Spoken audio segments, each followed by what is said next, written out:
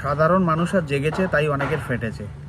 অনেক দিন ধরে একটা চেষ্টা চলছে এই আন্দোলনটাকে রাজনৈতিক একটা রং লাগানোর বা তকমা লাগানোর। সেটা সাধারণ মানুষই করতে দেয়নি।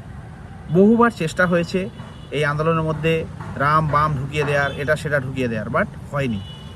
আর মজার ব্যাপার হচ্ছে কি জানেন, এখন যদি আপনি প্রতিবাদ করছেন, এই ভিডিও করছেন বা কথা বলছেন, যাই করুন না কেন, আপনাকে বলে দেওয়া হচ্ছে নয় রাম নয় বাম। কেন ভাই? রাম বাম ছাড়া এ রাজ্যে কি সাধারণ মানুষ বসবাস করে না? তাদের কি কথা বলার অধিকার নেই? মানুষের তো বিবেক বুদ্ধি বলে বোধ আছে।